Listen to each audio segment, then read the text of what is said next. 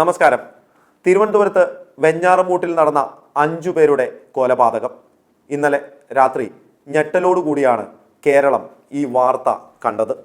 ഒരു കുടുംബത്തിലുള്ള ഒരു വ്യക്തി ആ കുടുംബത്തിൽ തന്നെയുള്ള ആളുകളെ ചുറ്റികയ്ക്ക് അടിച്ചു കൊല്ലുന്നു. എന്നിട്ട് ഒരു ചാവിയും കറക്കിക്കൊണ്ട് മച്ചാനെ എന്നൊക്കെ കണ്ട സുഹൃത്തിനെ വിളിച്ചുകൊണ്ട് പോലീസ് സ്റ്റേഷനിൽ ചെന്ന് പറയുന്നു, ഞാൻ 6 പേരെ കൊന്നുവെന്ന്. അമ്മയടക്കം 6 പേരെ ചുറ്റികയ്ക്ക് അടിച്ച് കൊന്നു എന്നാണ് അഫ്സാൻ പറഞ്ഞത്.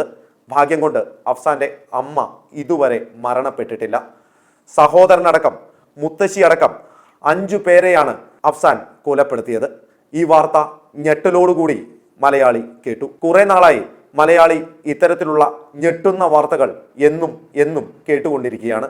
ഒന്നില്ലെങ്കിൽ അമ്മയെ കൊന്ന മകൻ, അച്ഛനെ കൊന്ന മകൻ, കാമുകിയെ കൊന്ന കാമുകൻ, അങ്ങനെ കൊലകളുടെ അനവധി കഥകൾ എല്ലാ ആഴ്ചയിലും കൃത്യമായ രീതിയിൽ കേരളത്തിൽ റിപ്പോർട്ട് ചെയ്യുന്നുണ്ട്.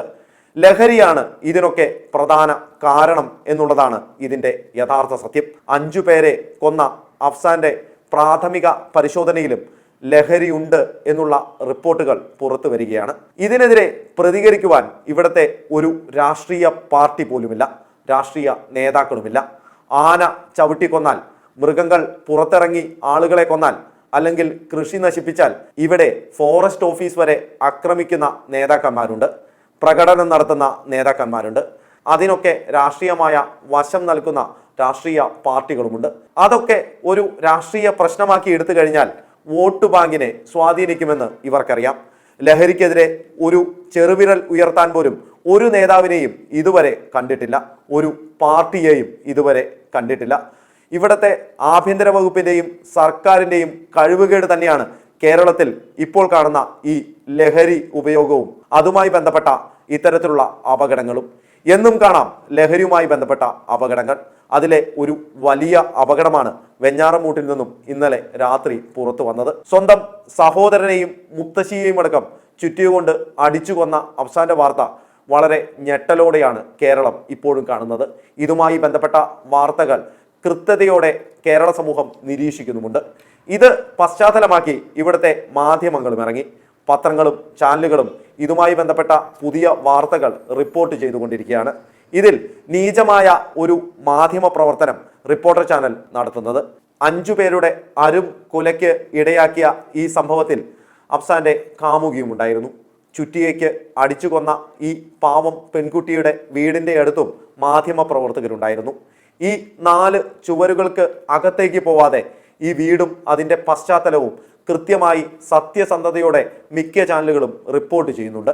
പക്ഷേ റിപ്പോർട്ടർ ചാനൽ കാണിക്കുന്ന, ഇതുവരെ കാണിച്ചുകൊണ്ടിരിക്കുന്ന നീചമായ മാധ്യമ പ്രവർത്തനം ഇവിടെയും കാണിച്ചു. ക്രൂരമായി കൊല ചെയ്യപ്പെട്ട ഈ പാവം പെൺകുട്ടിയുടെ വീട്ടിലെത്തിയ റിപ്പോർട്ടർ ചാനൽ പ്രതിനിധി സമൂഹം കണ്ടാൽ ചിലപ്പോൾ അടിക്കും. അത്രയ്ക്കുണ്ട് ആ വാർത്തയുടെ താഴെയുള്ള കമൻറ്റ്. ഈ പെൺകുട്ടിയുടെ സഹോദരൻ്റെ അടുത്തുപോയി അയാളുടെ ബൈറ്റ് എടുക്കുന്ന ഇവൻ്റെ നികൃഷ്ടമായ മനസ്സ് ഈ ലോകത്ത് ഒരു മാധ്യമ പ്രവർത്തകനും ഉണ്ടാവില്ല. 4 ചുവരുകൾക്കിടയിൽ നടക്കുന്ന സംഭവങ്ങൾ വലിയ സെൻസേഷൻ ന്യൂസാക്കി എടുക്കാനുള്ള നീചമായ റിപ്പോർട്ടർ ചാനലിലെ മാധ്യമ പ്രവർത്തനത്തിൻ്റെ പുതിയ ഏടാണിത്. ഈ വാർത്ത ചാനലിൽ മാത്രമല്ല സോഷ്യൽ മീഡിയയിലും ഇവർ ഇട്ടു. ഇതിൻ്റെ താഴെ വരുന്ന കമൻറ്റുകൾ വായിച്ചു കഴിഞ്ഞാൽ ഇതിനെതിരെ ജനം എങ്ങനെ പ്രതികരിക്കുന്നു എന്നും മനസ്സിലാകും. റിപ്പോർട്ടർ ചാനൽ ഇപ്പോൾ ഇങ്ങനെയാണ്: മനുഷ്യർ കണ്ടോട്ടെ, തെറി പറഞ്ഞോട്ടെ, ഞങ്ങൾക്ക് ആളുകൾ ഇത് കണ്ടാൽ മതി. ഇതല്ല മാധ്യമ പ്രവർത്തനം. ഇത് കൃത്യമായി അറിയുന്ന ഈ കേരളത്തിലെ തന്നെ മാധ്യമ കുലപതിയായ, മാധ്യമ പ്രവർത്തനത്തിൽ ആഠ്യത്വമുള്ള ഒരു സാറാണ് ഇതിൻ്റെ ഡിജിറ്റൽ മീഡിയയിൽ പ്രവർത്തിക്കുന്നത്. അദ്ദേഹത്തിൻ്റെ വാക്കുകളും പ്രസ്താവനകളും ഒക്കെ കേട്ട് കഴിഞ്ഞാൽ ഇദ്ദേഹമാണ് കേരളത്തിൽ മാധ്യമ പ്രവർത്തനം കൊണ്ടുവന്നത് എന്ന് പറയും. അങ്ങനെയുള്ള ആളുകൾ ഇരിക്കുന്ന അതേ പ്ലാറ്റ്ഫോമിലാണ് ഇത്തരം വീഡിയോകൾ പബ്ലിഷ് ചെയ്യുന്നത്. ഇതിൻ്റെ താഴെ വരുന്ന കമൻറ്റുകൾ ഇദ്ദേഹവും കാണുന്നുണ്ടായിരിക്കും.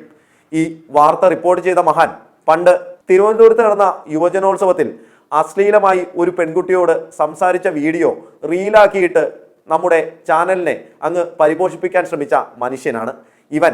ഇതല്ല, ഇതിൻ്റെ അപ്പുറത്തൊക്കെ ചെയ്യും. ഇങ്ങനെയുള്ള മാധ്യമ പ്രവർത്തനം നല്ല അടി തന്നെയാണ് ആവശ്യം.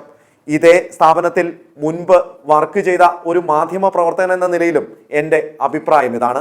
വാർത്തകൾ ആളുകൾക്ക് കൊടുക്കാം, അവരെ കൃത്യമായി വാർത്തകൾ അറിയിക്കാം, അതിലും ഒരു മാന്യത കാണിക്കണം. ഇനിയും റിപ്പോർട്ടർ ചാനൽ ഇത്തരം അമാന്യമായ പ്രവർത്തനങ്ങൾ കാണിച്ചാൽ കമന്റ് അല്ല, ജനങ്ങൾ വന്ന് കരണത്ത് അടി തരും. ജാഗ്രത.